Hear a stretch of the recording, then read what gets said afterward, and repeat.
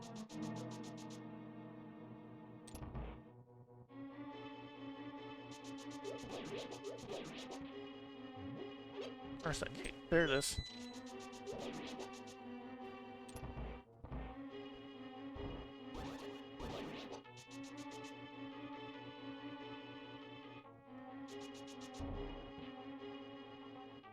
Also, I think there's at least one item in here that of value.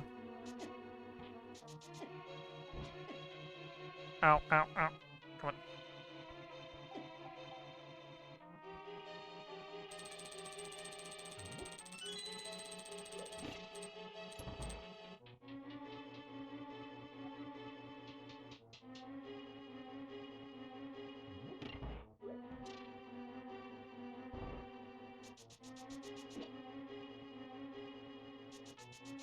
It's a good thing I have red mail. These lizards are grasshopper.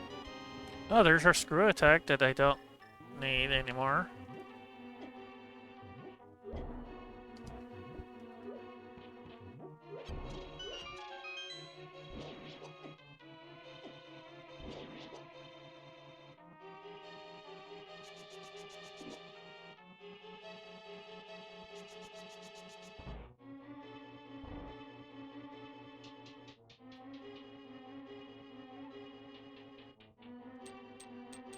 Okay. Oh, there we go. Alright, we have... Okay, so the bottom chest probably has the map. Wait.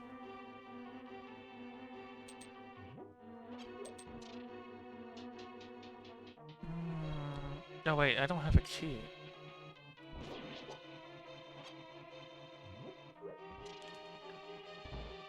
If I don't put...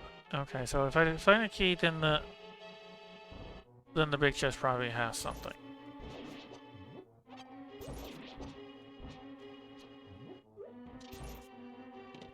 Okay.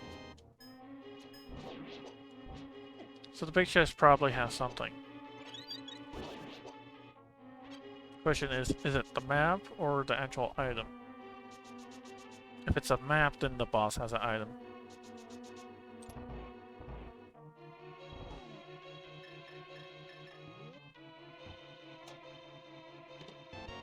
Ah, the Book of a Door.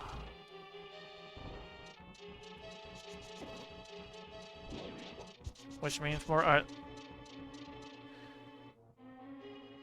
means I have to go around and do some more item checks after this.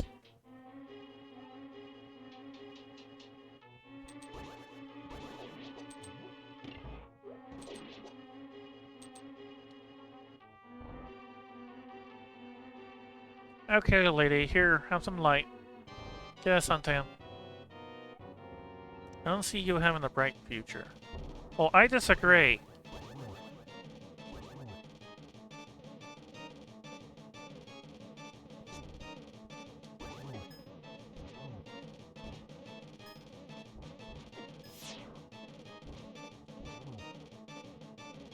Okay, now it's starting to feel like a Damaku. Hey, hey.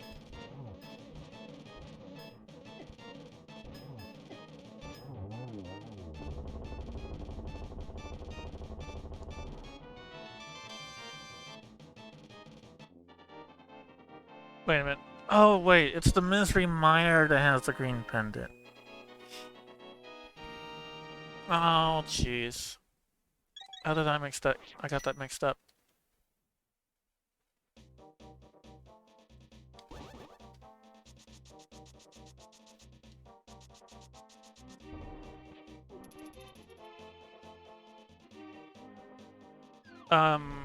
I'm sorry?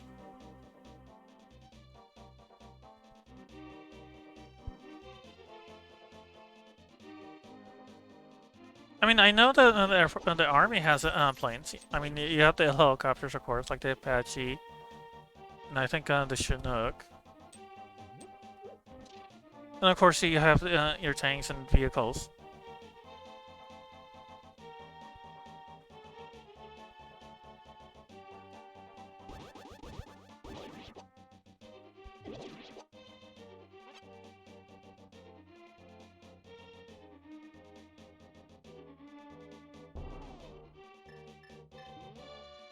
I mean, if I made something upset you, I apologize.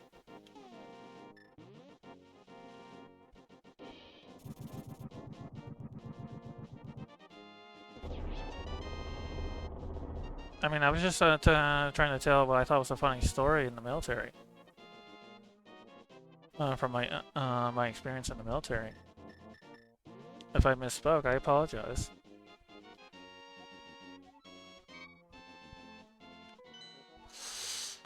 Okay.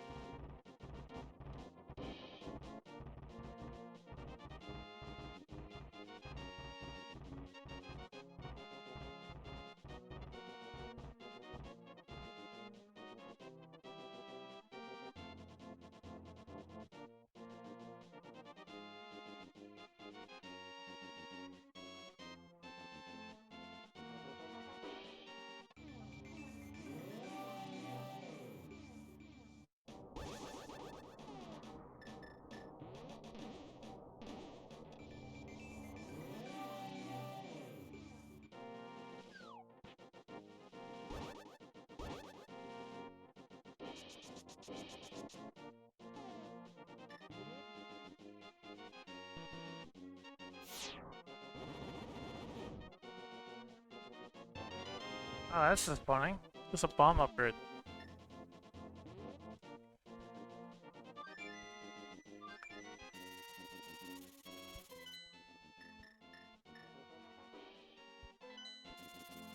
Wait, no.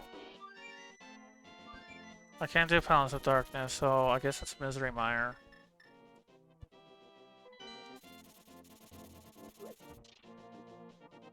Although it's...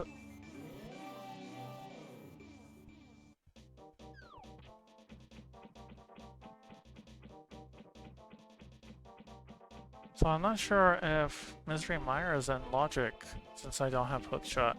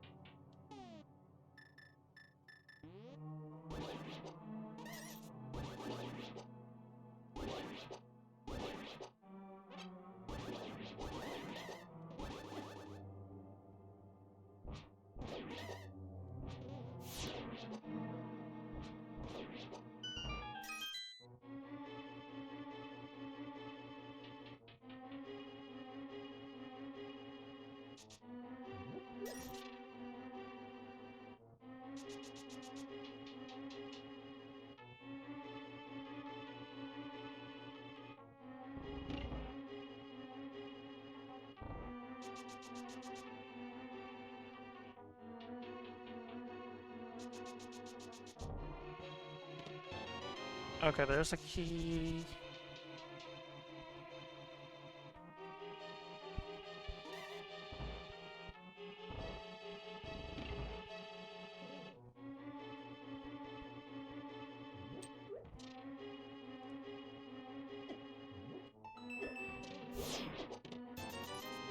Oh, it's just money? That's disappointing.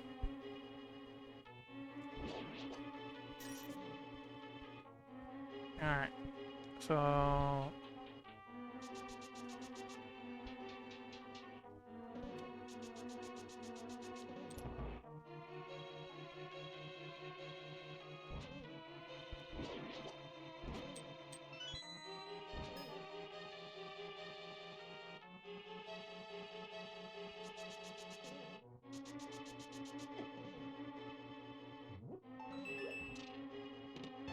Oh, there's the big key. Nice.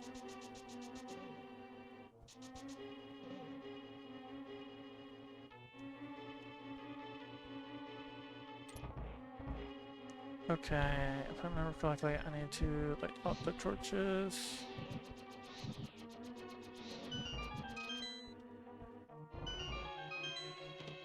Oh, there's our hook shot.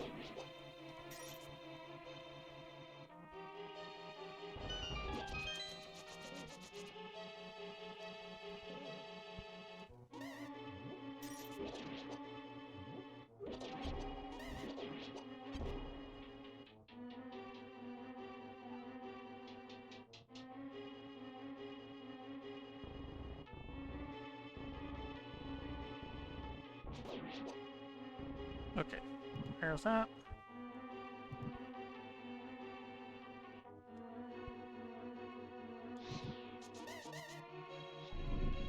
Alright, got it.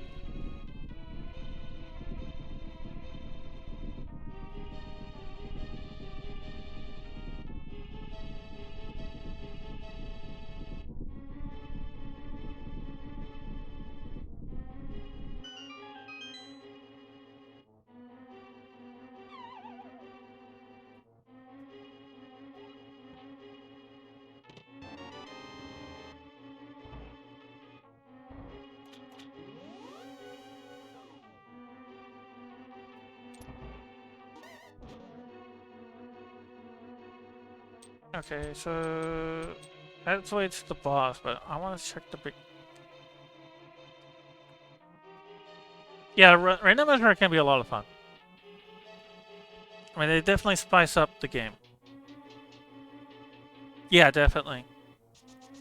And I think another thing that appeals to me is just like just having the game suddenly require techniques that you didn't really need to use before.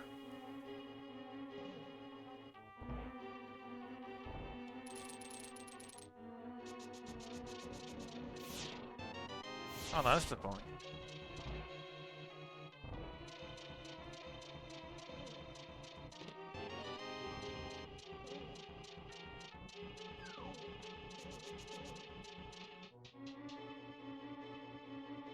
Wait, I want some health.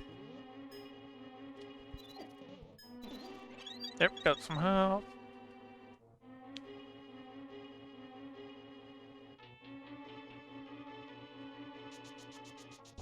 Oops. Yeah, well, I think it's one. In some ways, it's one of the reasons why I like Key Sanity. Is it helps break up the Super Metroid side of things, and this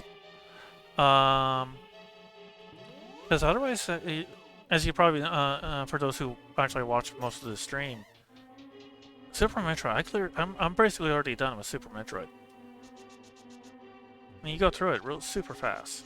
Oh wait, I don't have the cane, so I can't complete this dungeon, but that's okay.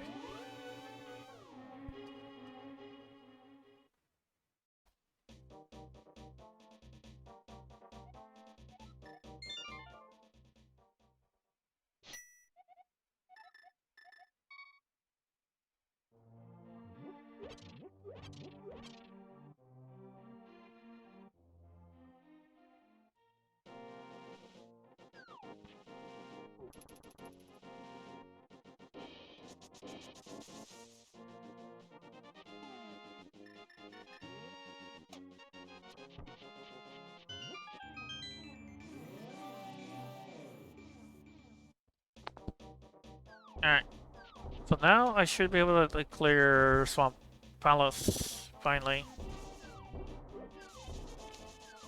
Unfortunately, I still need the orange cane and the bow.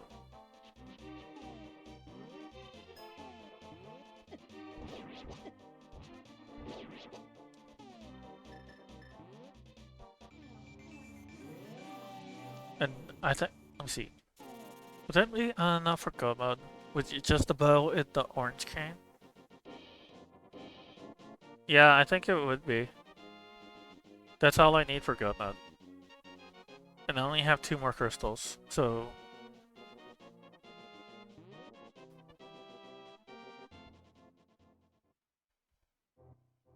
Oh wait, do I need to do Palace of Darkness? Yes, I do.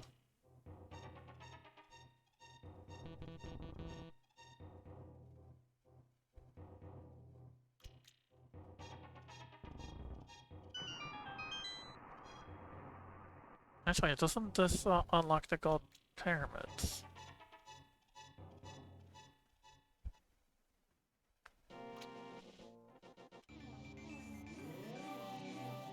Okay, yeah, this will unlock the gold pyramid after I complete Swamp Palace, so that gives me 2 more checks as well.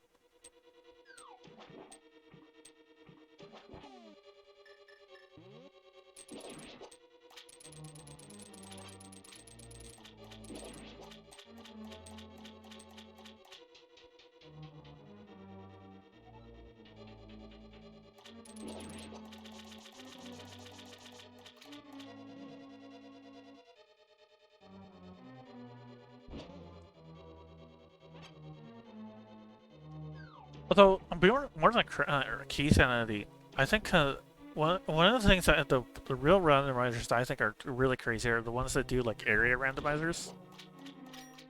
Because then it's like all the rooms are unscrambled, and you're like, how the heck are you supposed to keep track of all that?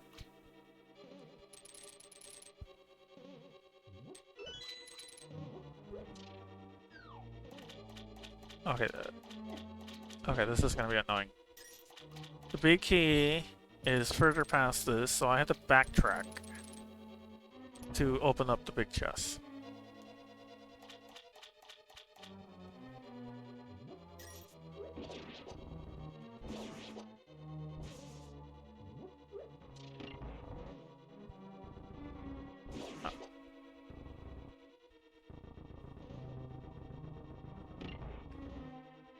If it was Metroid, I think it might be okay, but for something like Zelda, area randomizer, which is like, oh my gosh, that'd be that would be too much. My brain will be overloaded by how much new exits and stuff to try to learn. Then again, that's just playing like a brand new game when you think about it. When I think about it. So the real question would be, I suppose, is to figure out the escape.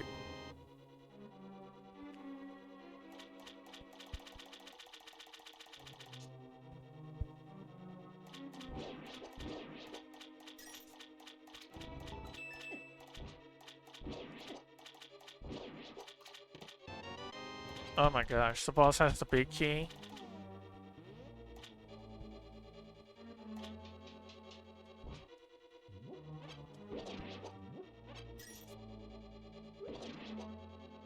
That's gonna be so annoying. The boss has the big key.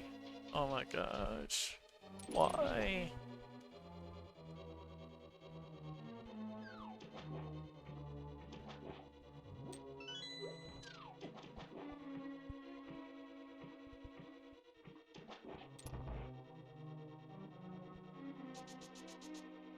Alright.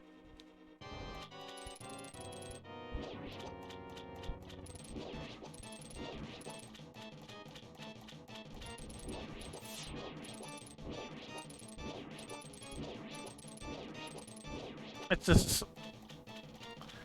I like how this boss fight goes so quickly if you have like at least a tempered sword.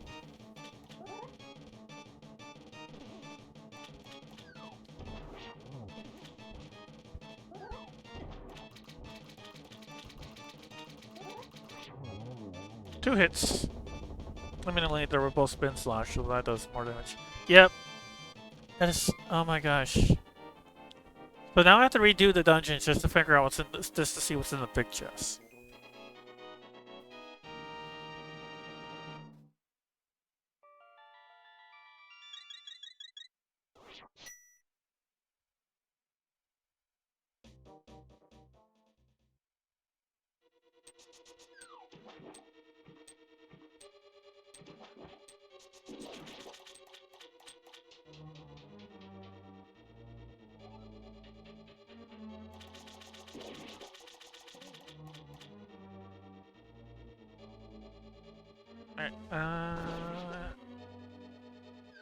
At least it's not too far from the entrance. Yeah, here we're already there.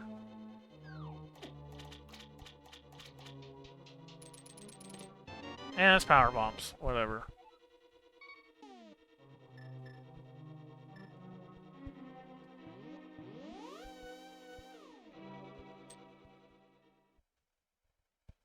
Okay.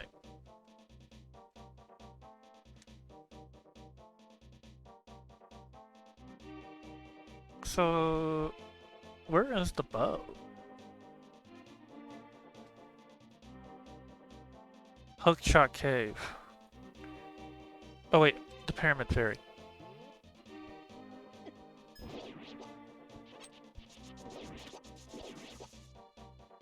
Okay. Hopefully... No, I'm not sure if my tracker bugged out or not, because...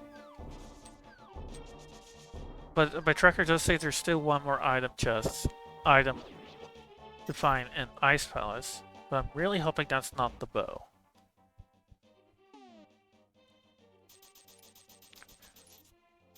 Now with this bomb, I could go and open up the Pyramid Fairy, unlock 2 more checks, and hopefully one of those will have the bow and arrow. And once I have the bow and arrow, I should be go mode. Not necessarily comfy go mode, because...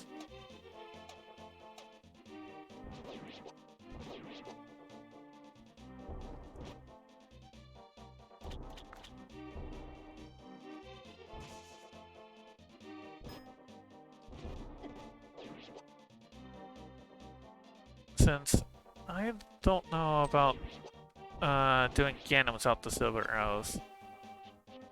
Although it is doable, and I've done it by accident before, but I don't think I can do it in a very comfortable setup.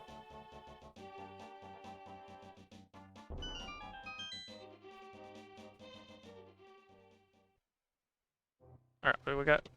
Oh, there's our silver arrows. Well, at least we got silver arrows, at least.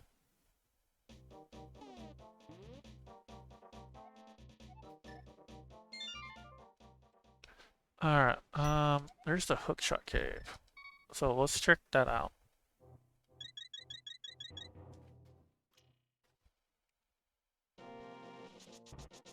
So hopefully that has a bow.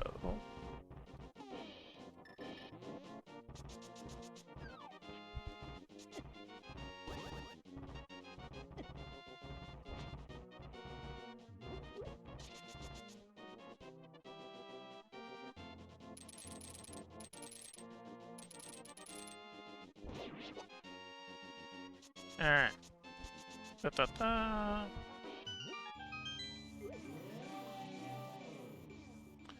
But yeah, for Zelda, I would not start with a randomizer. It's too big to start with a, like, especially not an area randomizer. Yeah, I would just play the vanilla game. If you decide to play Zelda. And honestly, that's... Wait, is this the right way? No.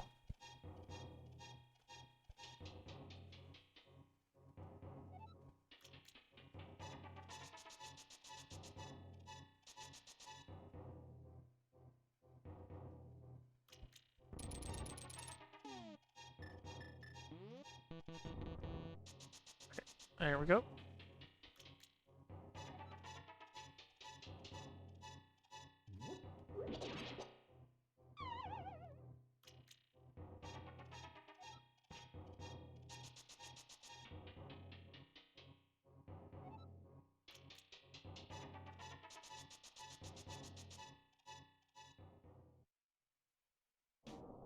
Alright. Now there's like 3 chests here that I couldn't grab last time because I didn't have the hook shot. But now I do. So I'm really hoping that the bow is here. That's not what I want. That's... eh. Ah.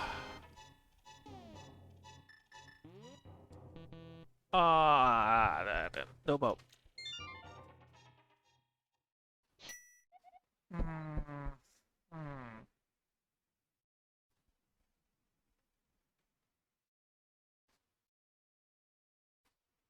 So it's either in Palace of Darkness or assuming the tracker didn't glitch out, it's in the Ice Palace. But I thought I got every chest in Ice Palace though. So I'm going to guess it's in Palace of Darkness.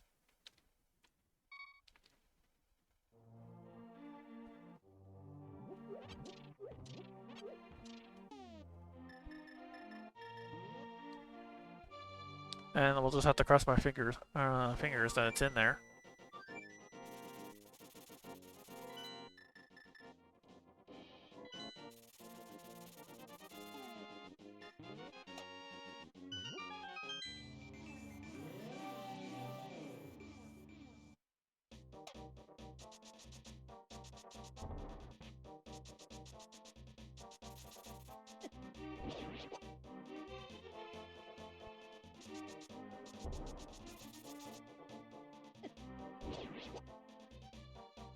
Alright.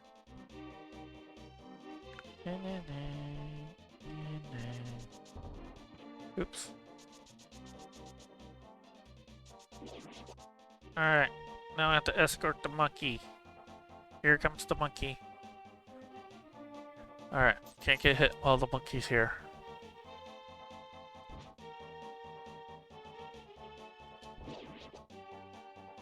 Alright. I'm safe.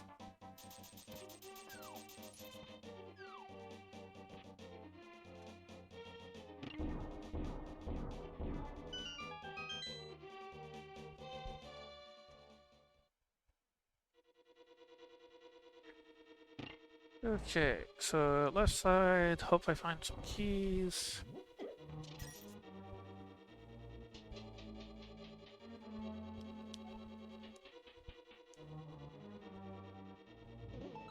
Honestly, I think Palace of Darkness is probably the worst when it comes to keys, just because there's so many.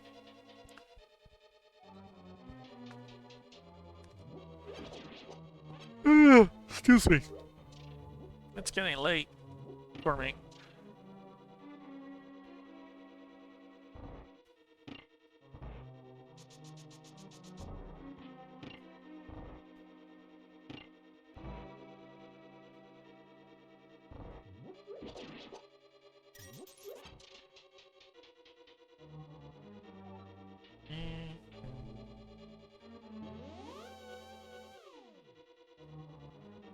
Oh wait, I cannot make it. No wait, no, that won't work. I just remembered that way I need to use the bow, so I'll have to use the standard entrance, as much as I don't like using that key.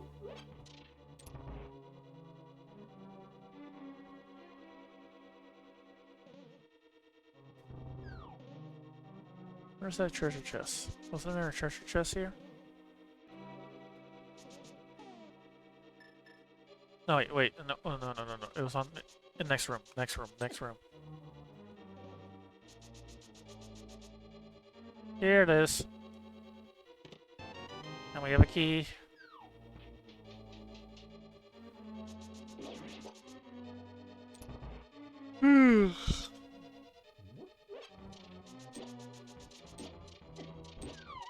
Oh no! I have to reset the room.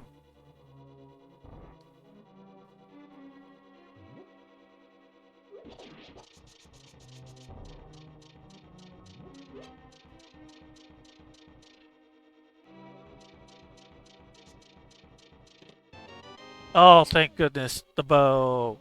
Oh my gosh. Thank goodness. I have the bow. We are in go mode. We are in go mode. That should be go mode. No, wait. No, I'm not go mode. I still need the orange cane.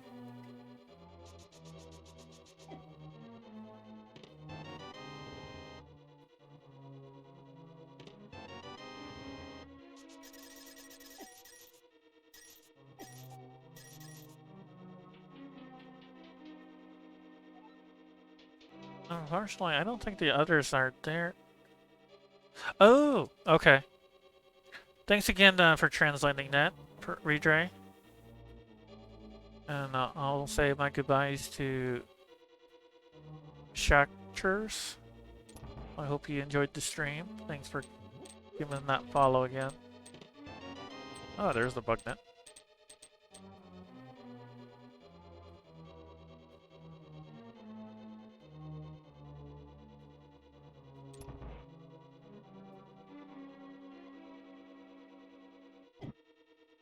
Ow, ow.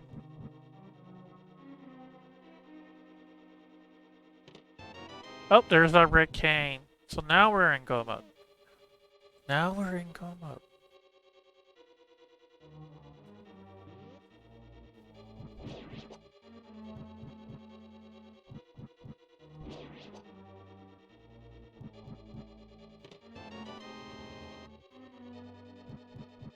Oh, it's Red Raider.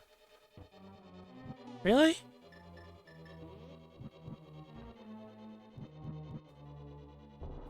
Okay, I can't. Okay, I see it now.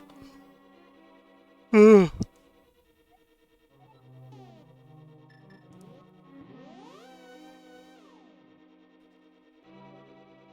I'm sorry. I didn't realize. I'm so sorry for mispronouncing your name like that. Then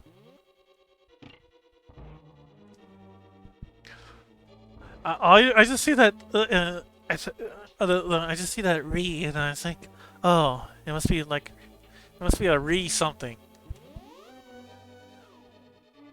I never even noticed the red.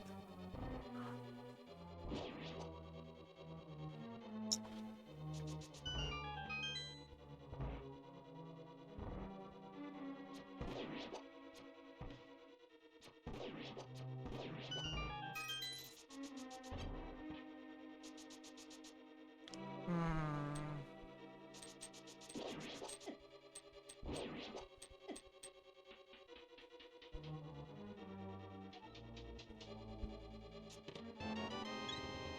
Okay.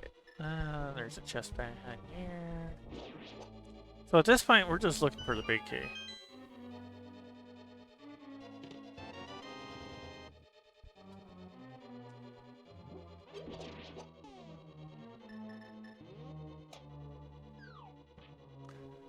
Okay, so I know... Oh, wait, I need to hit the switch.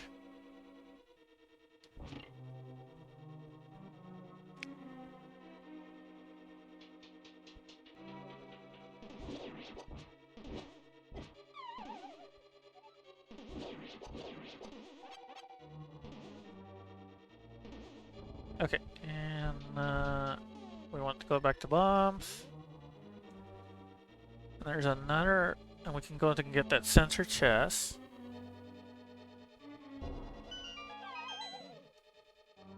Hopefully that will have the big key. If not, there's another chest down there.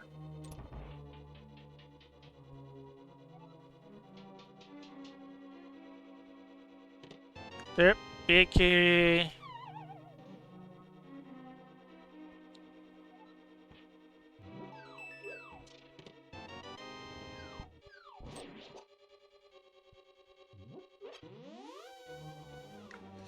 Alright, sweet.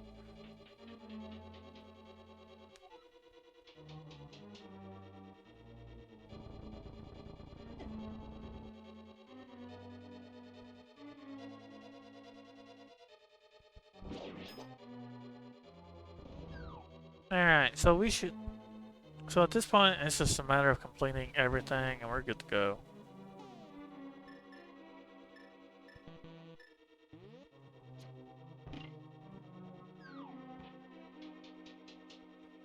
So...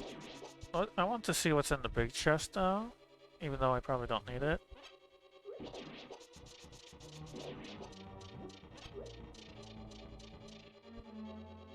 I just really want to see what's in it. Oh.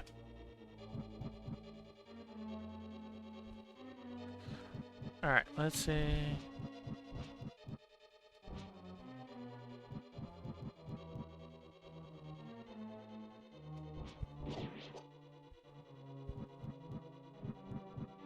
Oh, here we are.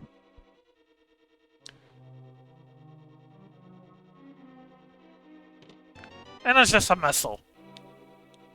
Ugh.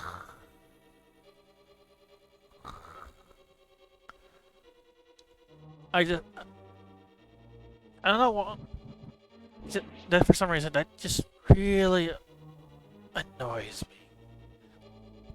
I mean, if it was a super, I'm like, okay, that's at least nice. Even though I probably wouldn't use supers. I don't need any more.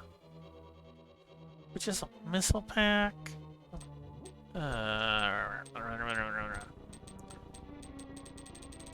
Okay. Oh wait, I need to hit the blue switch.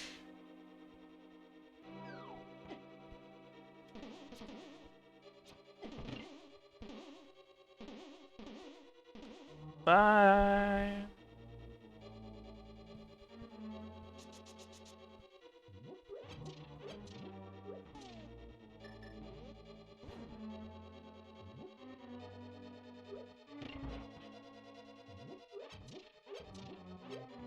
Alright. So, we're sitting out like a couple of minutes. We should be at the boss. And then we're off to the Rock Ganon's tower. Kill Ganon.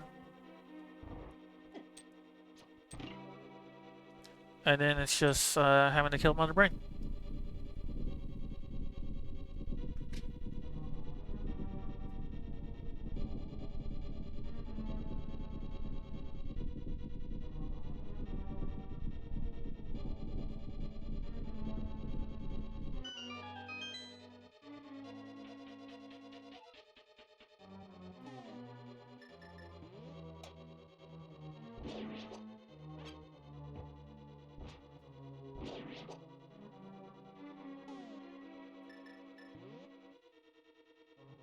So it looks like Goddess Rian stopped following me.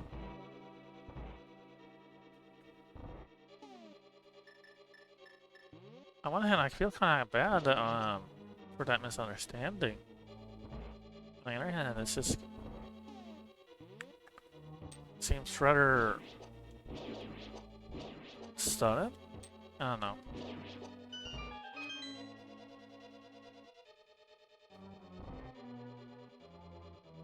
Alright. Boss time.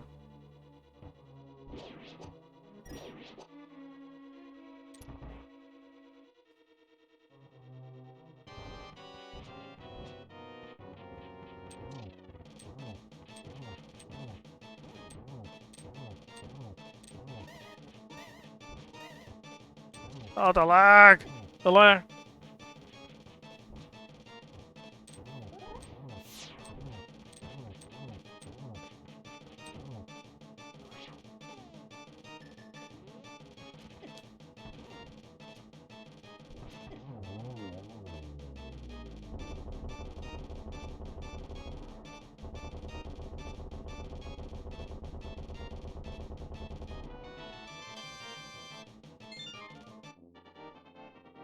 Yeah, it was very unexpected, because that just sounded like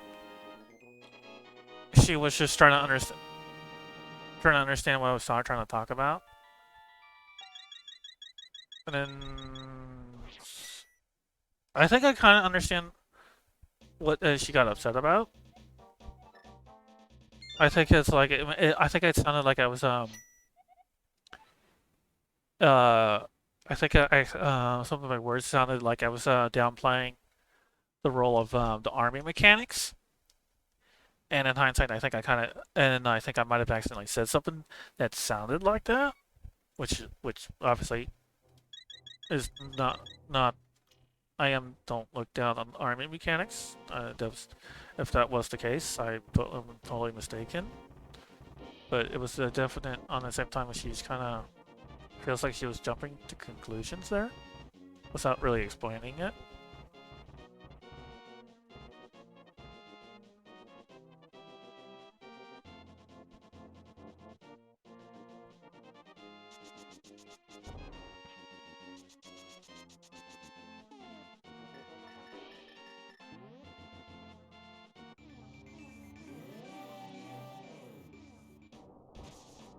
Because on one hand, I can totally. I wrote a song, just one, on a guitar and threw it into the sky. It was my song. It could tame beasts and free minds. It flutters on the wind and lurks in our minds. It's a song of nature, of humanity, of dreams and dreamers.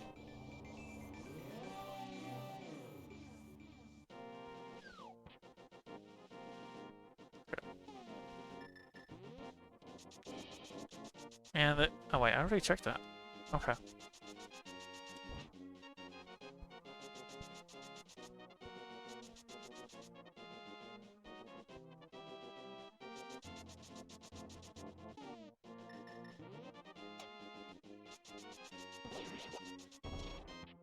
Although, that said, I definitely can relate to in some ways, because, I mean, one of the things that really bug me is I don't really like the Chair Force jokes.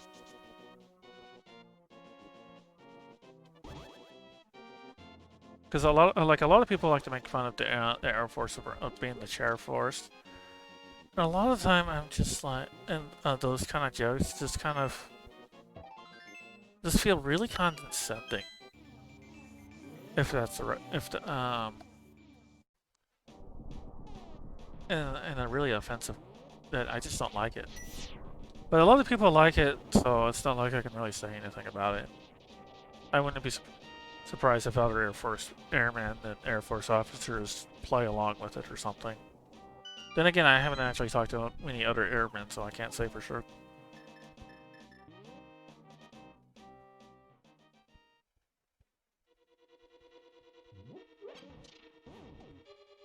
Alright. So moving on. So this should be our last crystal. So this dungeon is a little bit on the long side. Oh! Oh nice, I got the big key, right?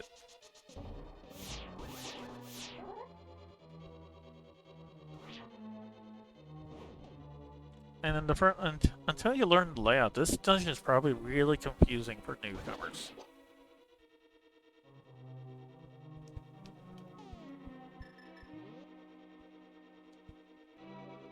Oh wait, I switched too soon. Okay.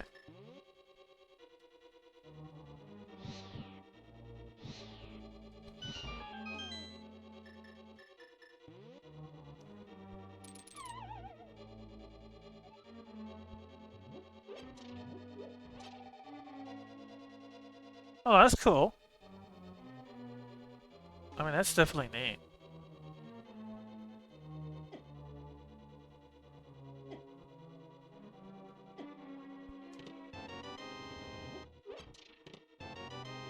I suppose in my case, part of it is that I'm really not into... I suppose part of it is that a lot of people just see it as trash talk. But I really I'm not a fan of trash talk. Because it's really difficult for me to not take it personally. Like, I remember when I was young, and I'm playing, like, say, I think it was like Yu-Gi-Oh! And we're just playing versus. And things are going really against me, and he starts trash talking to me, and I'm just like, I can't take that. I mean, it just pisses me off, and I don't want to play anymore. Which is... But then... Oops.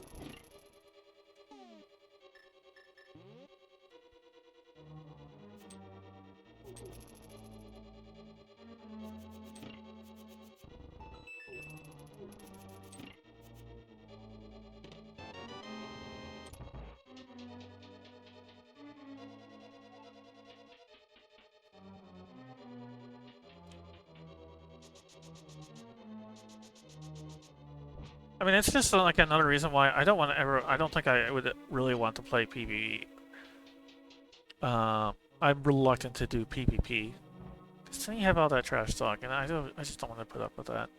And I'm especially wary of any community that's really toxic. Like MOBAs. What was the other? No, wait. MOBA communities, fighting game communities, they can be both really toxic and trash talking as part of their gameplay. Well, not gameplay, but their meta, I should say. And that's just not something I want to do.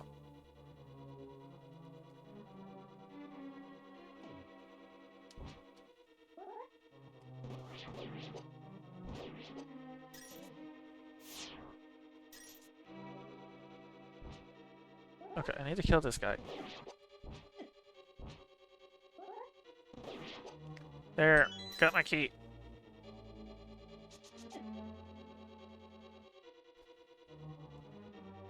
Actually.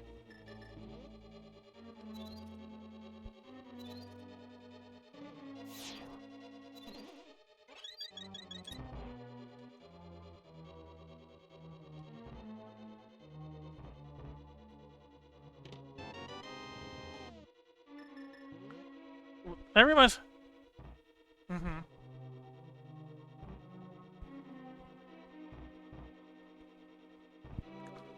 I mean, Valorant is basically like, it's not basically like Overwatch in a way, and that's a team-based shooter, PvP shooter, with each character like Overwatch or Team Torch.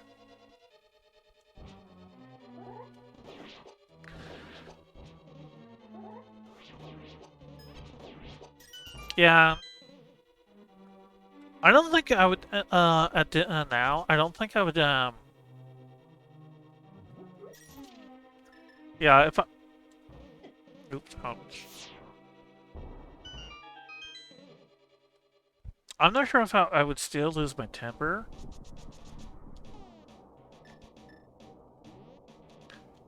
Uh, so similar to Overwatch, but less emphasis on the abilities.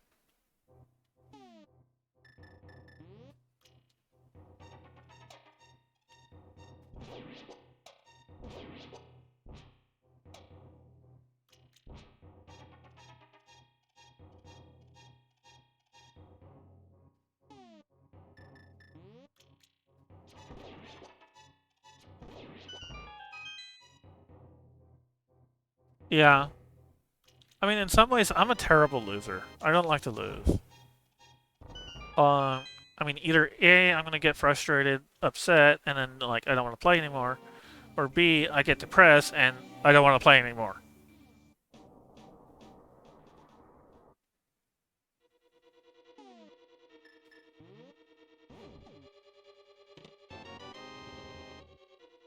Of course, admittedly, it also depends on how I'm losing. Like, depending on how I'm losing, it's like, no, it's like one more time, I can get this. But other times, it's just like, yeah, I don't want to play anymore.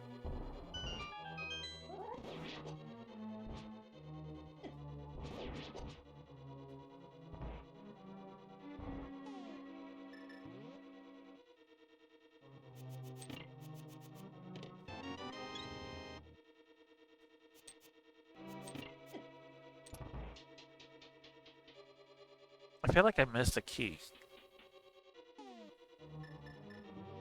Okay, now this part is really confusing if you don't know what. Oh, I made it. So you have to hit this switch. But since it's in the dark room, you can't see exactly the exact layout you need to go. Because you have these, oops, a maze of these paths.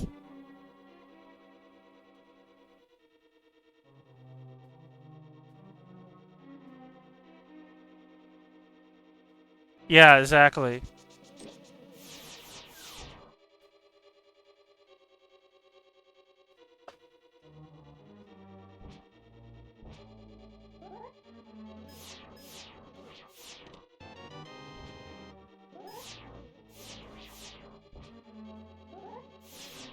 I think part of it is also the fact that when it comes to like running tech, you usually have a fairly good idea of what you're doing wrong. Or if you don't, there's usually some sort of guide so you can look up and figure out, okay, what am I doing wrong? And then you can work to fix it. In like an FPS or RTS, it's what you did wrong is not always clear. And that's what makes it frustrating. So you're like, I'm losing and I don't know why and I don't know how to stop losing. And so that's what so in other words, it's like, to put it more simply, it's like you know you need to get good, but you have no way of knowing how to get good. Whereas,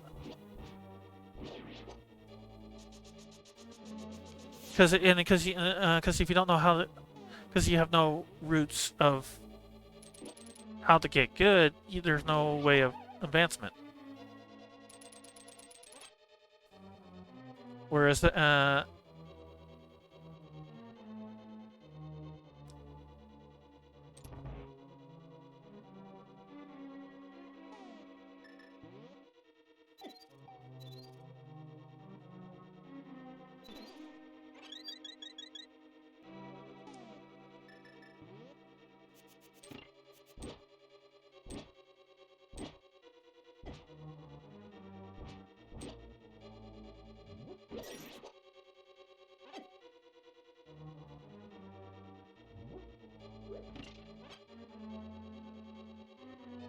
Because like doing the mock trial, the mock trial you were doing earlier. I mean, there's always resources you can look up to figure out. Okay, how maybe see how you're how you might be doing it wrong. Maybe get some of the nuances and how it works that can help you out. But it was like an RTS or FPS. That's not obvious. Like I remember one RTS that I liked, but a lot because it doesn't have the whole economy, so there's a little bit less to learn, but it's a little bit unconventional, and that's a war game. Cancel might know of its sibling of Steel Division because Taiga 1 likes to play it a lot. Likes to play Steel Division.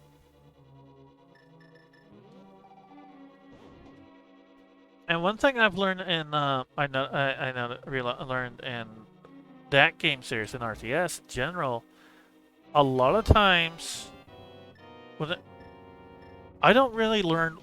I mean, I might win a match or lose a match, but you don't really. I don't really until I actually like watch the replay and able to see the fog of war. It's unclear exactly what my mistakes are.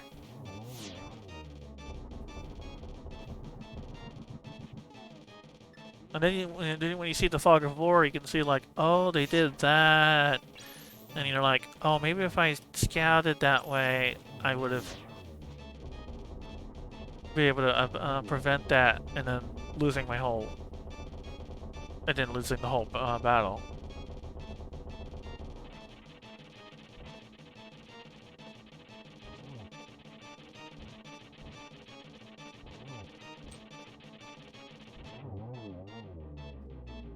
Okay, that was easy.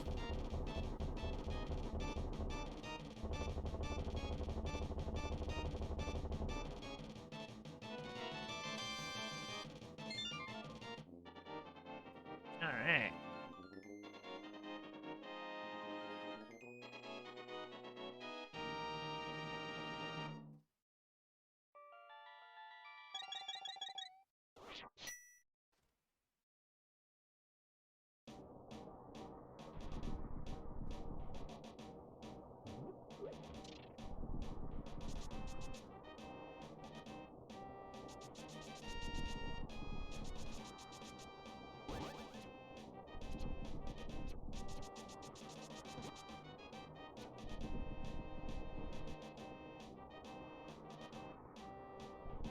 Mm-hmm. Although, I mean, it's like, I do like to play, have a find opportunity to play some strategy games. Um, like I don't know, maybe it's Stellaris. I really like that one. That one I find enjoyable. I just the Civilization I can't really get into. Um, I've tried the Civilization 6, and it has so many. It's gotten too complex for me.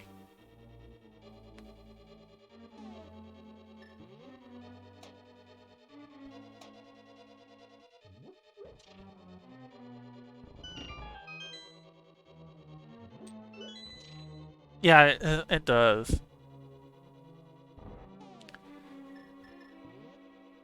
Yeah, and it's just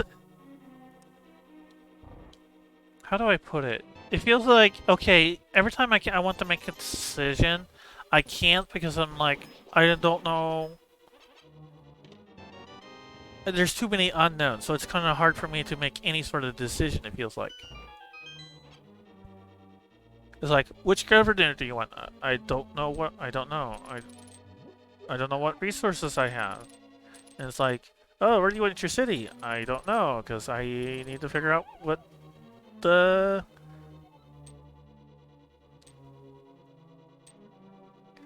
resources are going to end up there, but I don't know that because I don't have the tech to reveal it.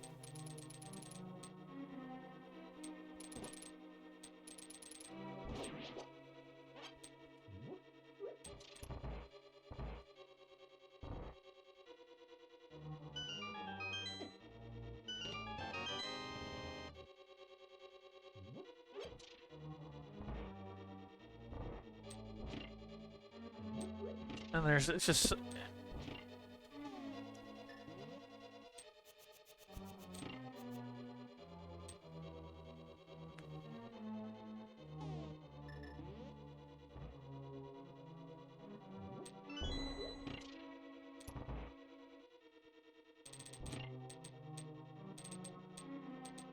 One sec. Excuse me.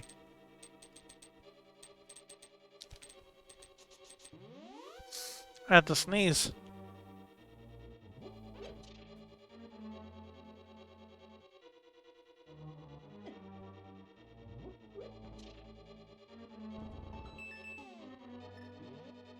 But yeah.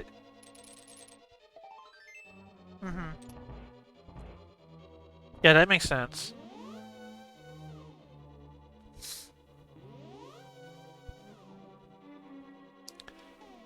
It just, yeah, but I think it boils down to is that there feels like there's too many interlocking decisions that I find it difficult to make any strategic decisions.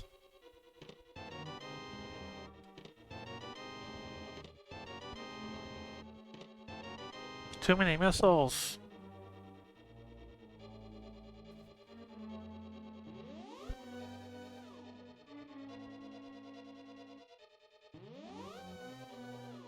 Although one strategy game I've been thinking about playing is a couple of American Civil War games. And I think they have some really neat features. I think sort of audience would like. One of them is Ultimate General. I think it was Ultimate General American Civil War. No, in that case, something like that. And it's a pretty fast-paced RTS. It's kind of basically think Total War battles. Oh shoot, I messed that up.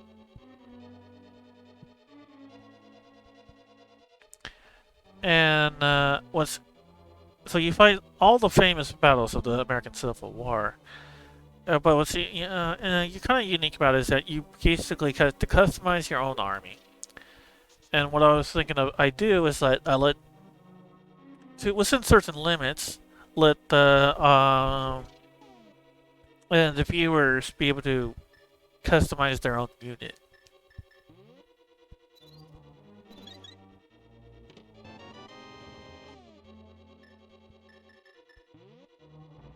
It just wouldn't run. So your computer didn't survive the war, is what you're saying.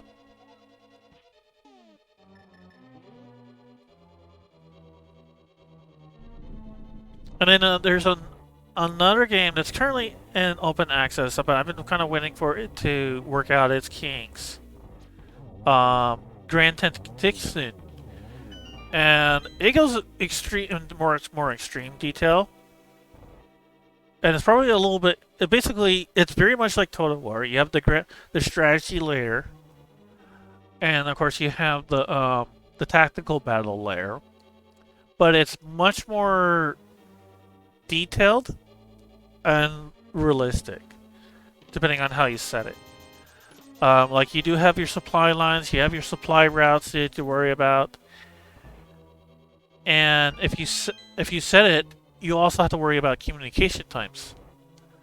Like one of the things you might like when you play Total War, you have instant communicate. You can instantly tell any unit to do whatever, even though you don't have radios. Well, Grand Tacticians can actually, if you choose to, it can actually simulate the fact that if you want to tell that one unit to charge, you have to go, but it's on the other side of the map, you have to go and send out a messenger. And that takes time. And of course, the unit's commander might have their own ideas about how to do things. I think I tried that.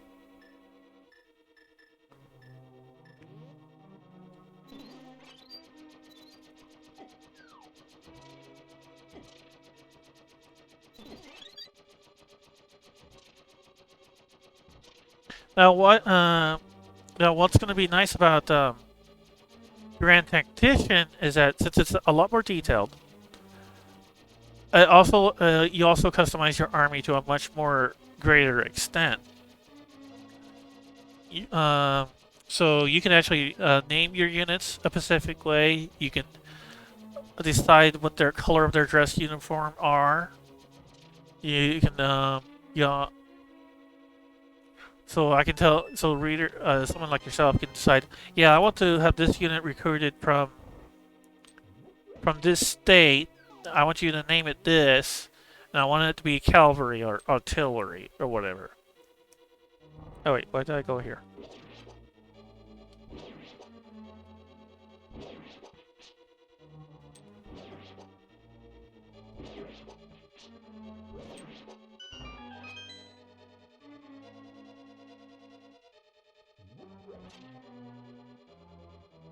Like, I know there is one streamer or YouTuber who does, basically he will... No! That, he lets all of his, Patreon, donators, be able to customize their own units. Like, I think there was a one Patreon,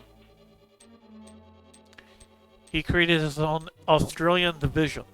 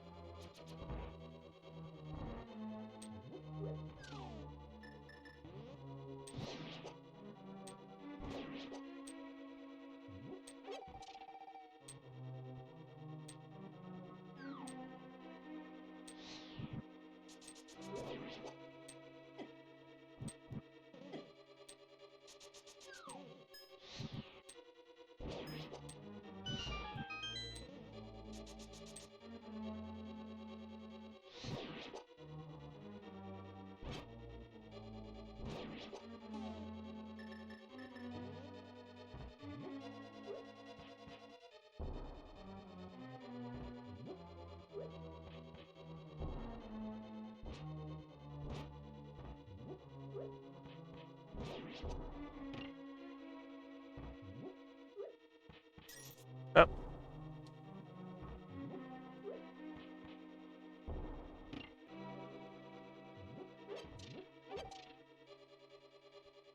Okay, one of these must have the big key.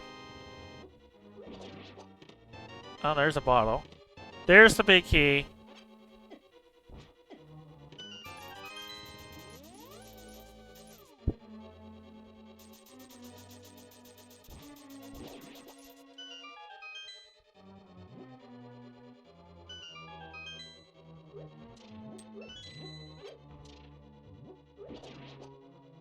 Hey! Nice to see you again, Slay to Play. Hope you're doing well.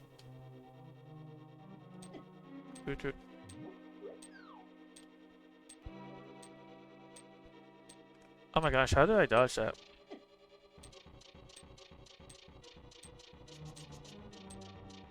We're almost-ish done with this run so far. Darn it.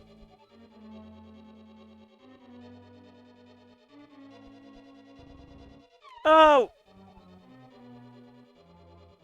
Why did I have to make it so tight? No!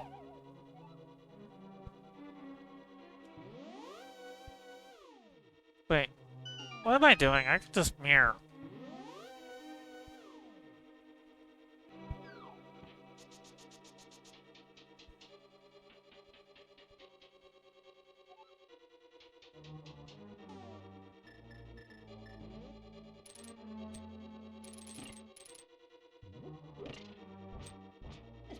Ow.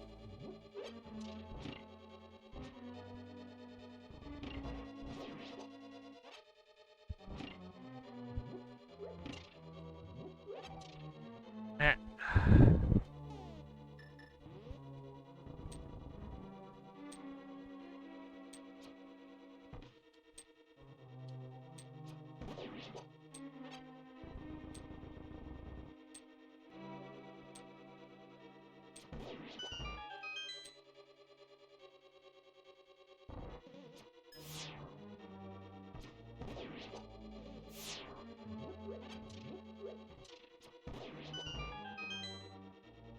I need some health soon.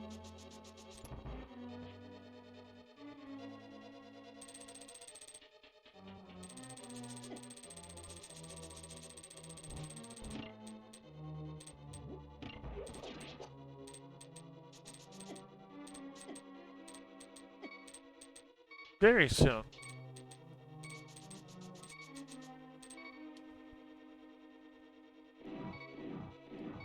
Wait, there should be a ferry. Isn't there a ferry right here?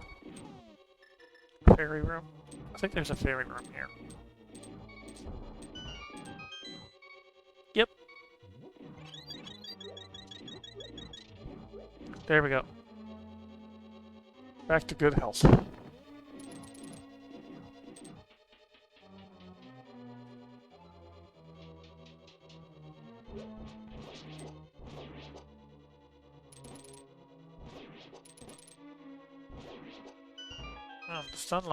The stun price is 5 arrows.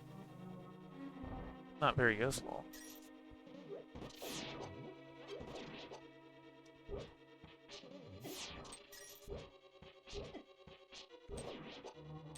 Oh, magic. I'm gonna need that.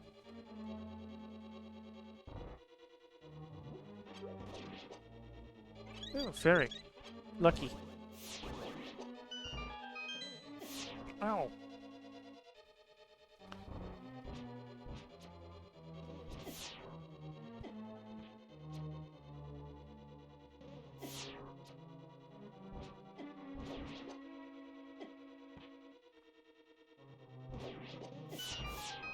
Okay, so when I first saw that, I did not know what that was. Because that was the first time I ever got a DM on Discord.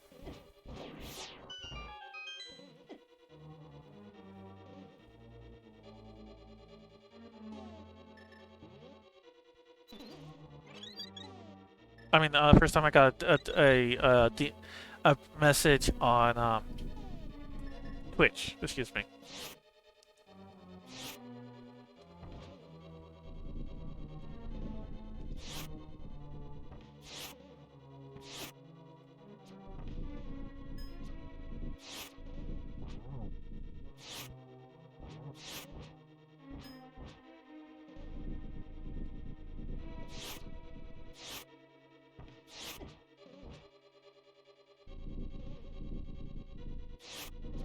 As far as the Super Metroid goes, I probably don't really need it because I am part of the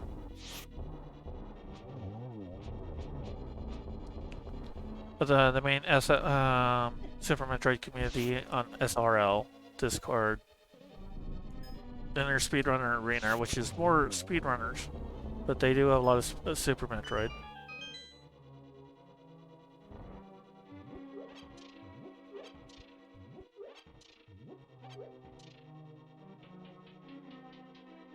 I might check it out. But that said, I should probably check it out. Oops.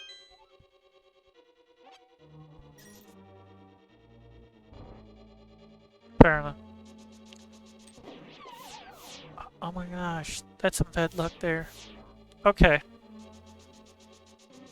True, we only met like the other day.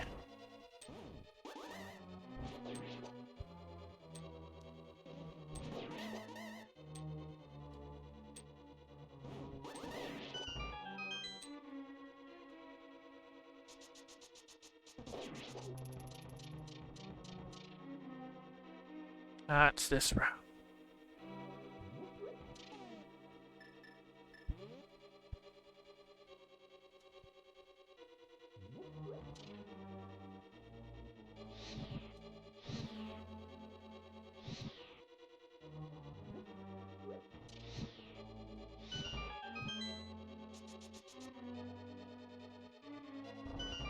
And was it? Let's see. Yep.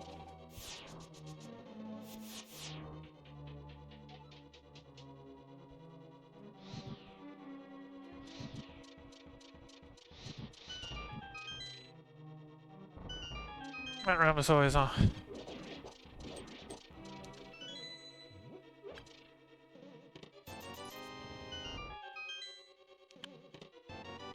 Yeah, knowing which enemies drop keys is probably the biggest thing that can throw off a newer player in Zelda Link to the Past.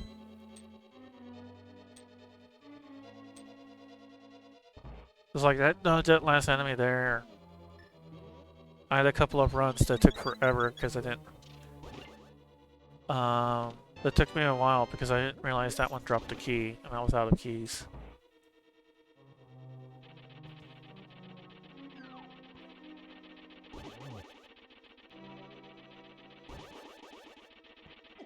No, no, no, no, no, no, no, no, no, no, no. Okay. Whew. He almost kicked me off.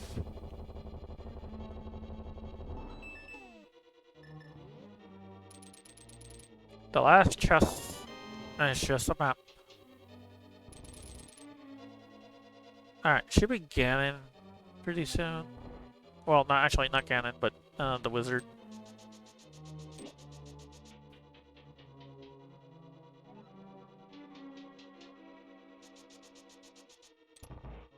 Alright, the wizard. I'll need to get some potions before I fight myself against Ganon, though.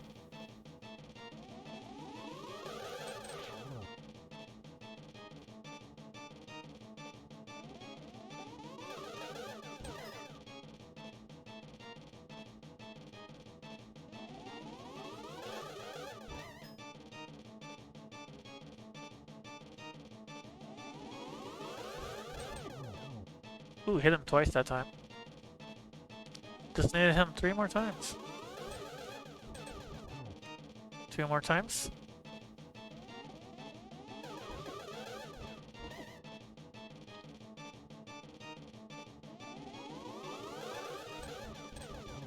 One more time.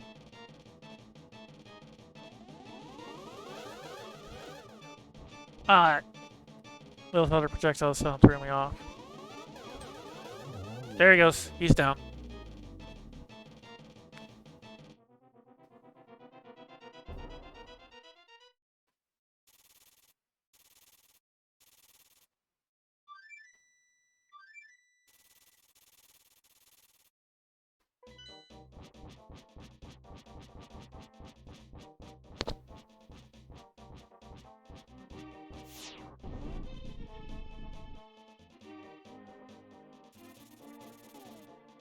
Okay, since I'm not 100% confident in my ability to face on Ganon, I'm gonna go and get some potions first.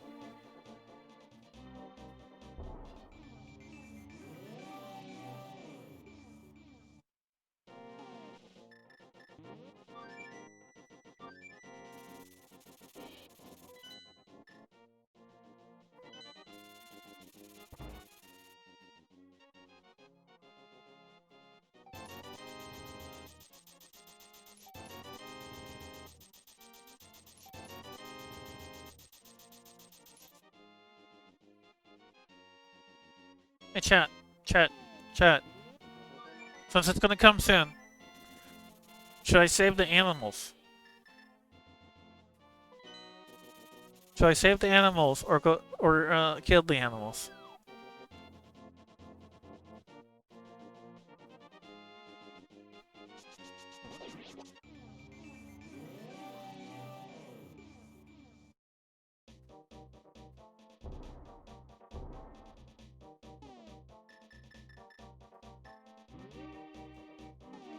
Well, sometimes I have to save the frames there, though. Like, if I'm speedrunning, I need to save the frames. But in this case, I'm not speedrunning. I'm just playing. So it's like, I can, at which point, I don't need to save the frames. Really train experts.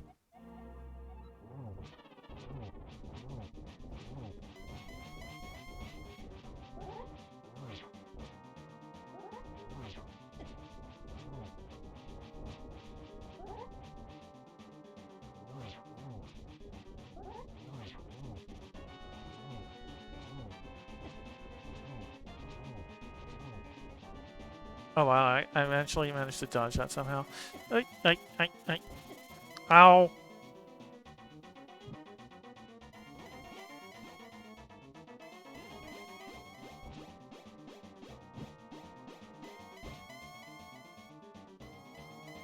Actually, I should stay away from the top edge. Yep.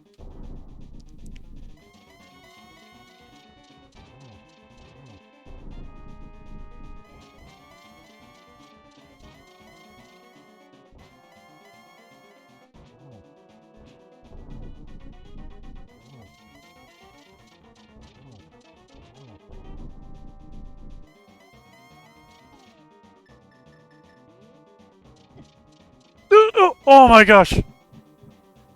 Oh my gosh! I almost fell there!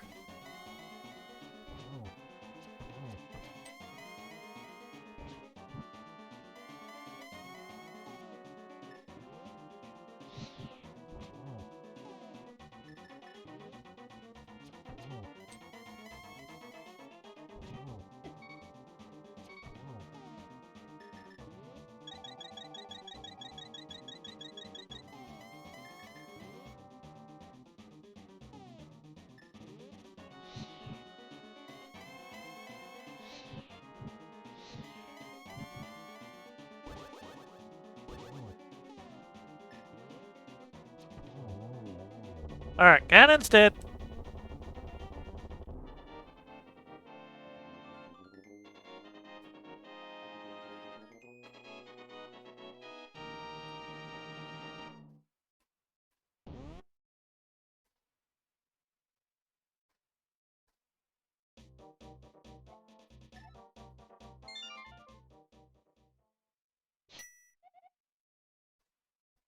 Alright.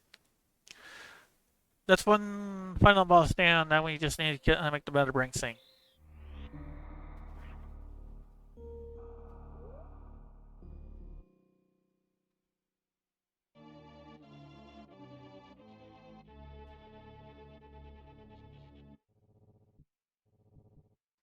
I don't need the refill. It's just a bunch of supers.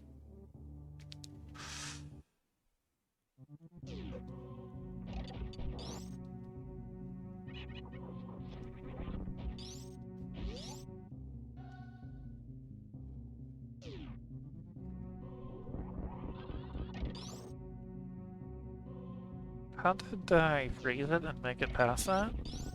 Waiver?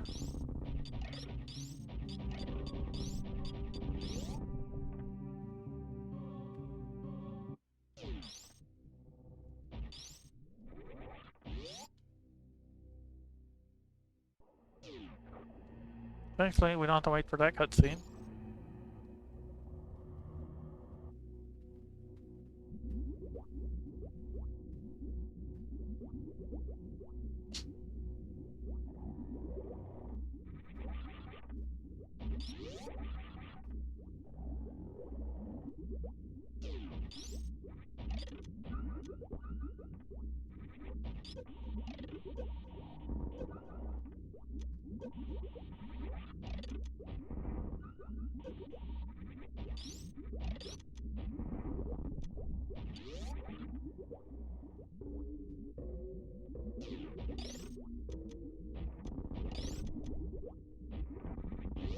Oops.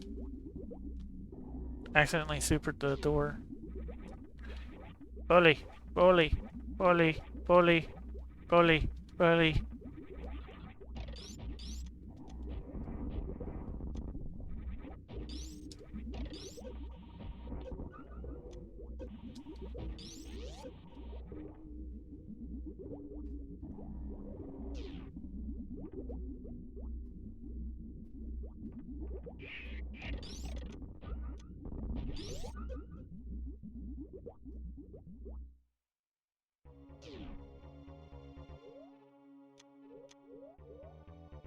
Better lower my health.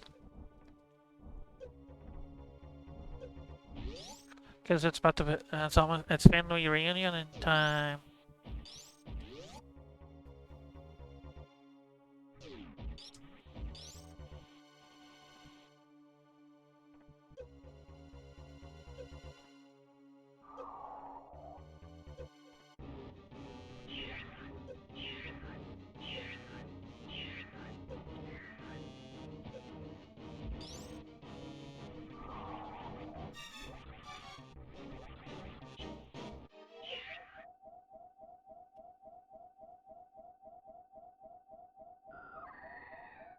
You know what you did. Now go to your room, baby. There's no dinner for you.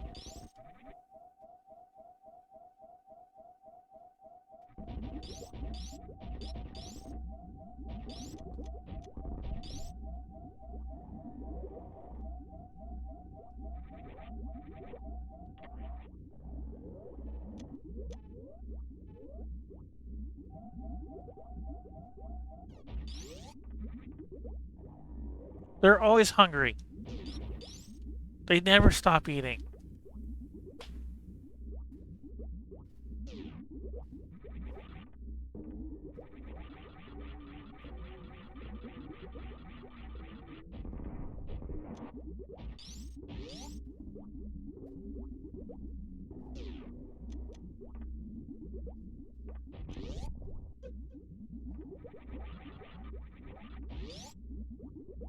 Alright, let's do a save, because I'm gonna try the stand-up glitch, but, I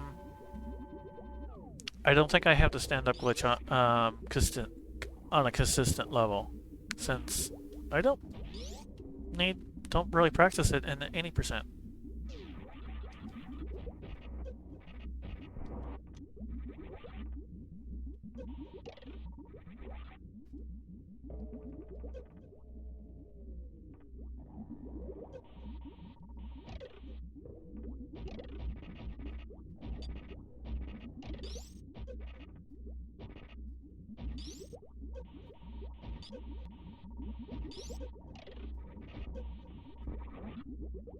There. Got a slight hit. I'm getting through.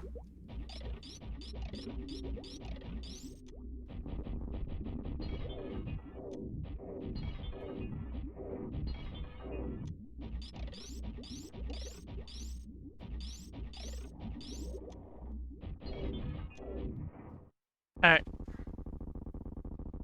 Now, if I remember stand-up glitch, I need 7 E-tanks. I probably want to turn off Varia, just to make it a little bit safer for me.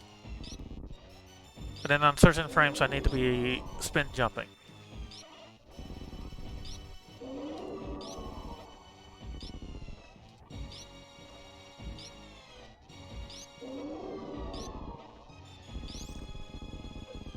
Here, I'm gonna lower my health a little bit.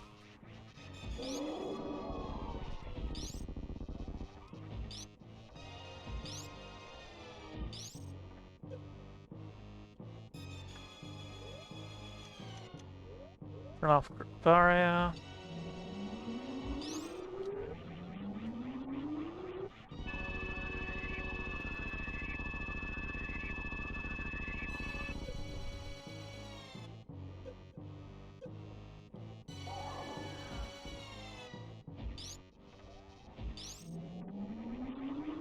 Okay, I think I got it.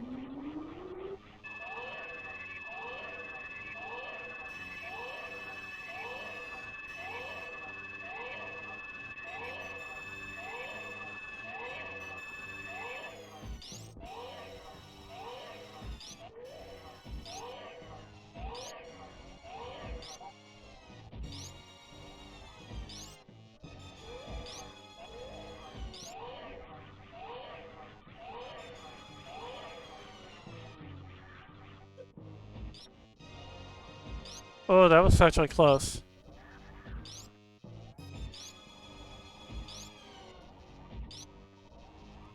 Oh, come on, hit!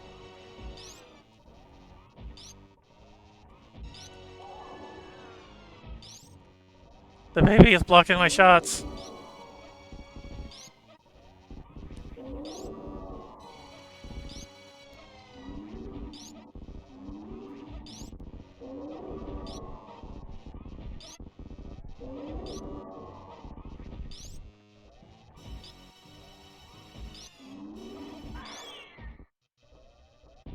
Okay, better stop charging just to play it safe. I don't want to lag soft lock.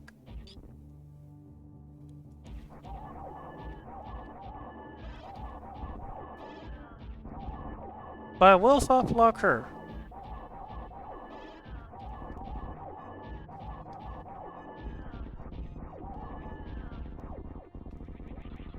Okay, so I have one for save the animals. So I guess I'm gonna save the animals?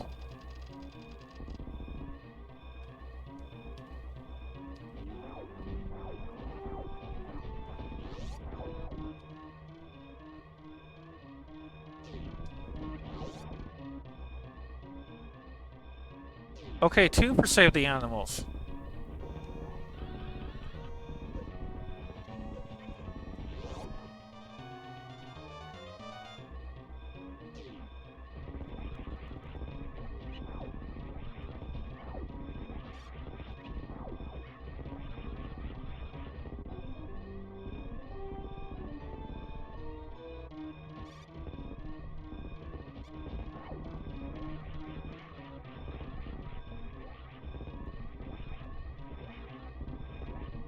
Wait, I need to... Wait. I need to do a claw grip for this. Woo! I almost bonked the wall.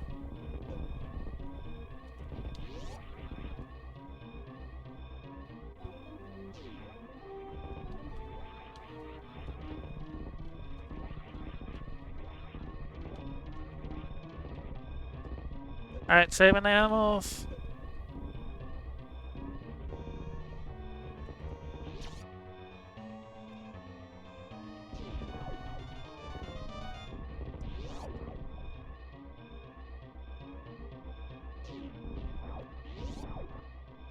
Oh, that reminds me, in certain randomizers, you get an animal surprise.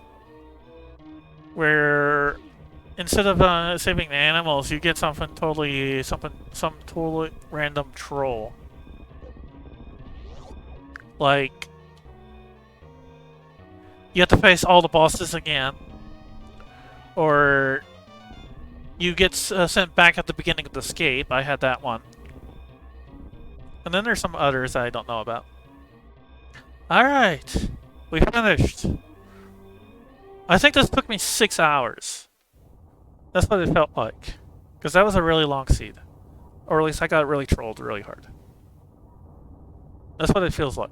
Because I'm pretty sure I spent the first 2 hours of this stream just practicing movement. But we'll find out in a moment.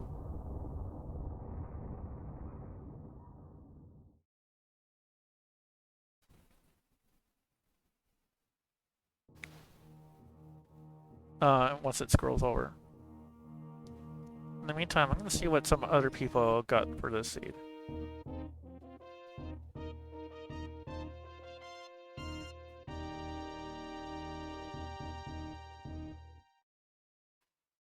Yeah, it's all one ROM. The way it works is that you need a Super Metroid ROM, and then you need a Japanese Zelda Link to the Past ROM. Once you have submit those to the randomizer, it then after you set your randomizer settings, it'll then pop out a combined ROM with all the stuff randomized between the two games.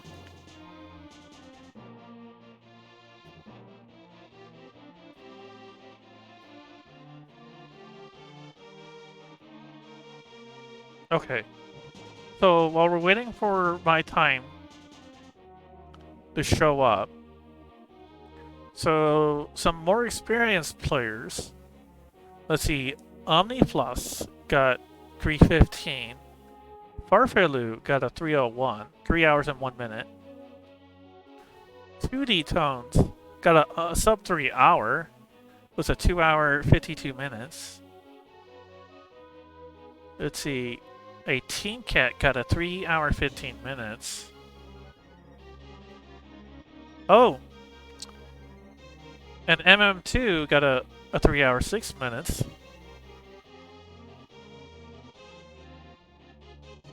And then we have a Queen Etna who got a 3 hour and 39 minutes. We'll see how bad my time it is here in a moment.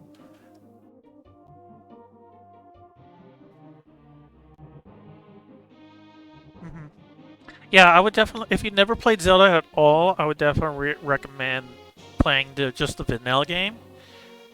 and you might need a walkthrough at hand for some of the dungeons, because sometimes the puzzle, just so you get a sense of the puzzles. Um, in my case, I didn't do a vanilla run. I just used a tracker, since again I played the game before. But as I mentioned before in the stream a few hours ago, it was back in the 90s. So while I have a good sense of how to do all the dungeons, whatnot, some of the like important keys and some individual items to check, couldn't remember. I had to check a walkthrough.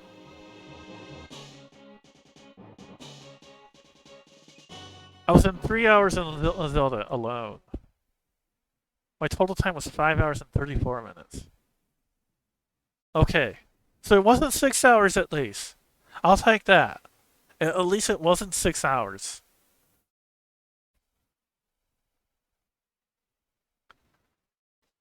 I was afraid that was I took a full 6 hours.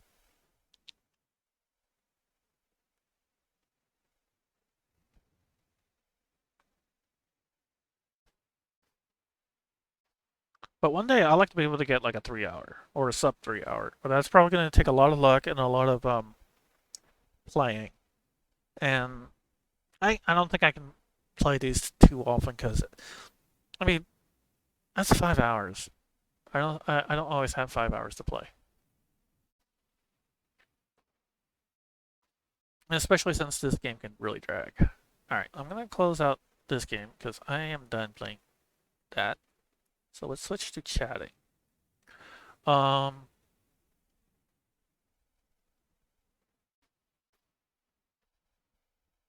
that would be interesting. I mean multi-world's kind of fun, but it doesn't honestly though, it doesn't really change the gameplay if you ask me for multi-worlds. I think it just gives you a social experience. It doesn't. That's my thoughts on multi-world.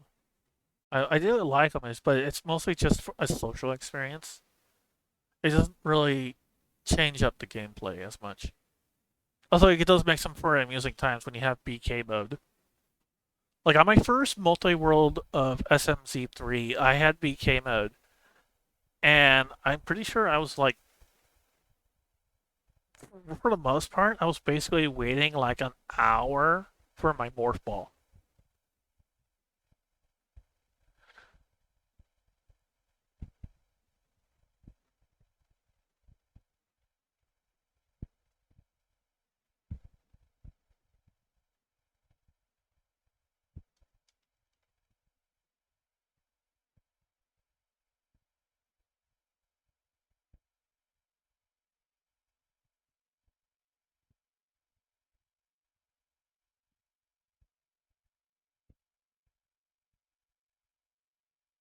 Yeah.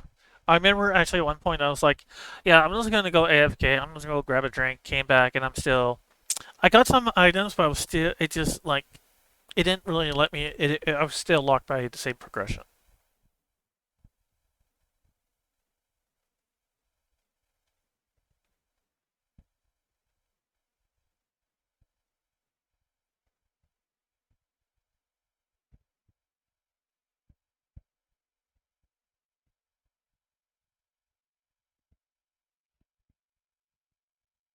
Okay. So I'm probably gonna go ahead and wrap up the stream now. Let's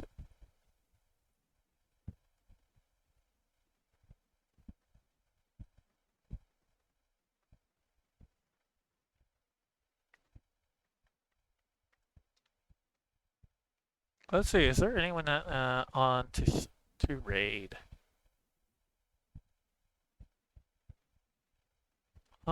There's J Chalk or SM Charles.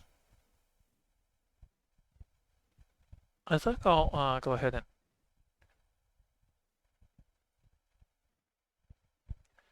No, I have not played Prime 2. I played Metroid Prime 1 and Metroid Prime 3. I skipped 2. I forget why.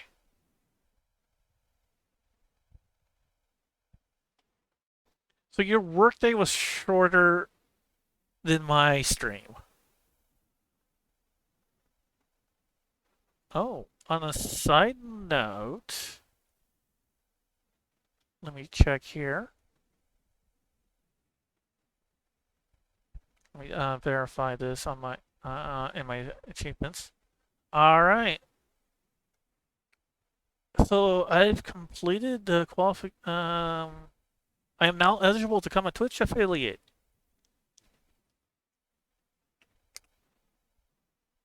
So yay! So so that's great news. I don't know if I'm gonna do it right away. I'm since I have to kind of see if the pros and cons.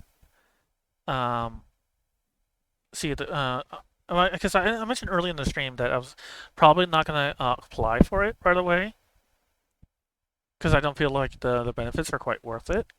Because admittedly, I think the main downside was I can't multi-stream, and then but like but as I don't know if everyone's there for the earlier explanation, but I was kind of thinking I want to do a couple of things as a multi-stream first, and then maybe I'll apply for affiliate status. But I feel like I really need to take a closer look at the positives and negatives, because even I mean, obviously I can monetize, but that's not the main. But I don't think people are gonna get throw money my way yet, or as it is. I think I think the main thing that that you people in the chat might like is I think there's like more emote options, so that might be something I would want to consider. And then I think I might be able to do moderators. I'll have to check. So if I start getting a large audience like I have today, because this is the first time I consistently carried like 10 people ish, I might need to ask one of my close friends for, hey, you want to be a moderator? It's a thankless job where everyone hates you, or at least that's what it looks like. Oh yeah, loyalty points. There would be good. That'd be nice. Of course, I'll have to figure out what kind of rewards there will be are for what to do with the loyalty points. Oh, I'm not sure if I would want that. I don't think I want my viewers to start trolling me.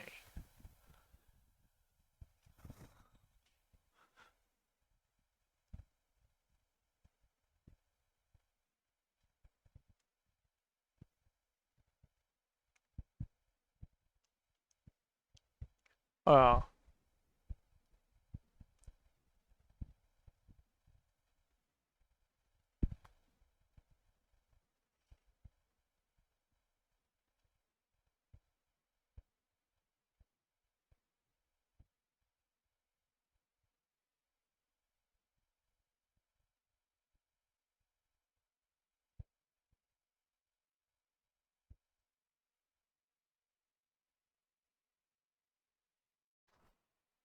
mm,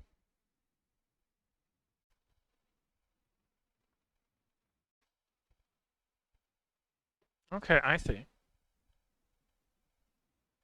So they kind of like can influence your objectives or cross or and so it's a less troll. Okay, so they can influence your runs, but it's not like okay, you're dead now. Because I remember seeing one crowd control race, and they really started trolling the runners. Like for the amphitheater, they're like, okay, you now have babies, the baby, you have the baby speed. Or, and I'm just like, no, that would just drive me off the wall. Hmm.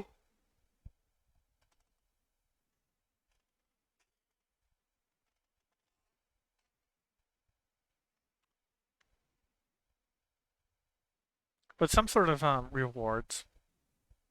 I'll have to that's something I'll have to research. What would be interesting rewards and see and that viewers would like. So that's something I'll have to do some research and figure out. Because I mean, I don't. I think one of the things I might do that comes up to mind is do something that SMZ3 did was where they had bets on which suit will be found first. And whenever I play in a randomizer, I can do that.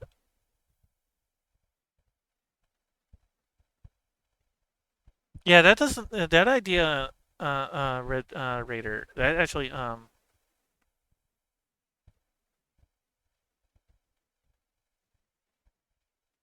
that sounds like a good idea.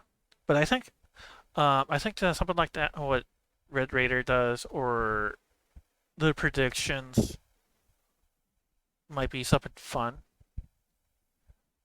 Maybe not with I don't know if what kind of predictions I can do with SMZ3 because that's really hard to predict anything. I'll have to check out your stream sometime. Although I'll be honest, I have a really hard time getting into streams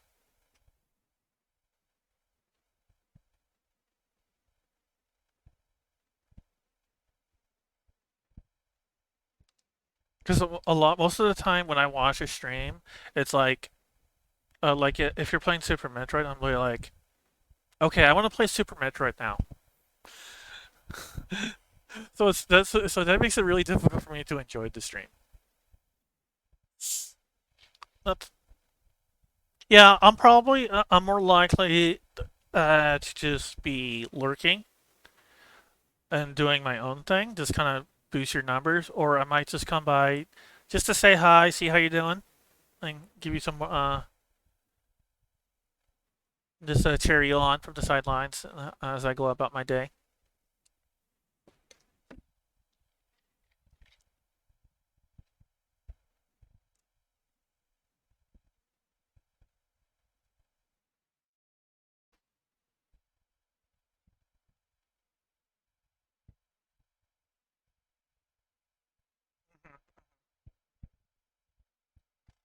I mean, I do know when Hololive English first came out, I was really watching them a lot to the point where I was going over my phone's data limits.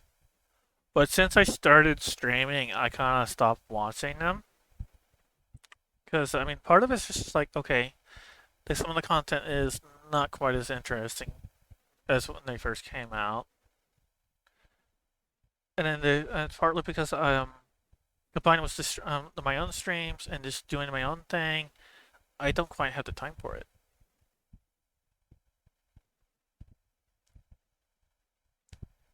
Mm-hmm. That makes sense.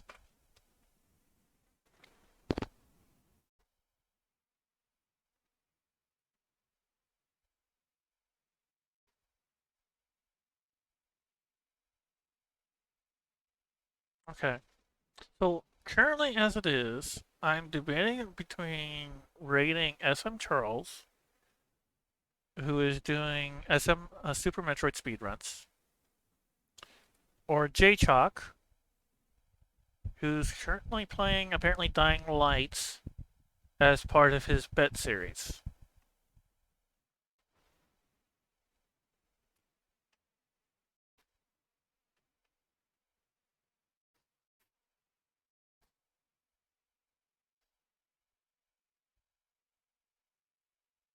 Well, thank you for that, because it's always good to hear that I'm doing my streams are good. Yeah, no problem. I'm glad I could help with the Super Metroid tricks. I didn't quite expect.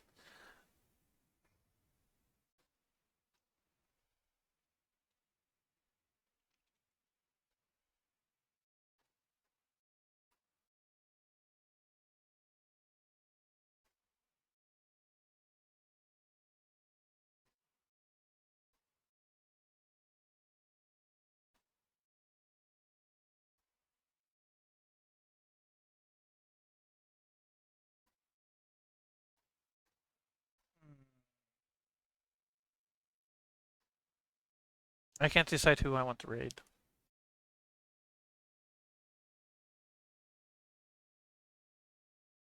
Well, here I'll just maybe I just like flip a coin or something.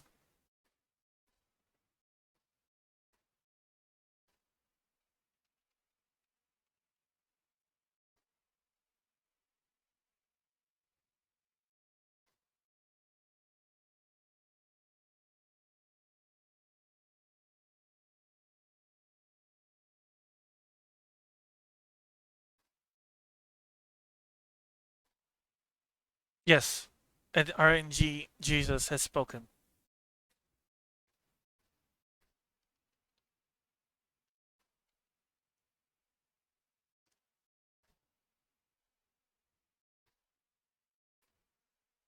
We're gonna be rating RNG Jesus has spoken. J Chuck will be rated.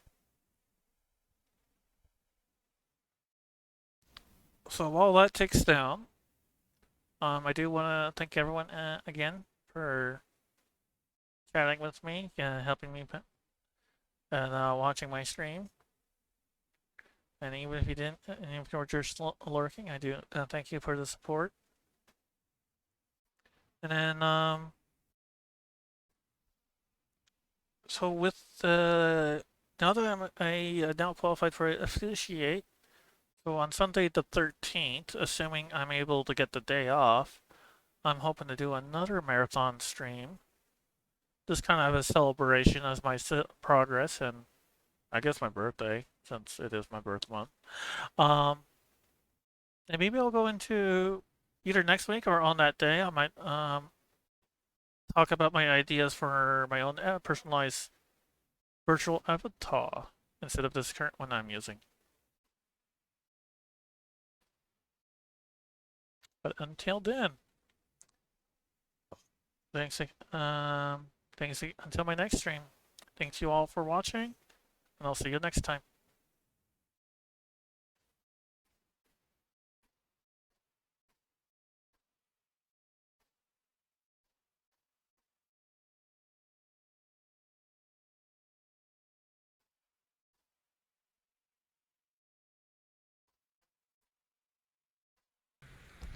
Thank you so much for the raid. Yo, what's up, Ridge Raid? Welcome to the stream, everybody. Useria, what were you up to? Thanks so much for that raid. I appreciate it.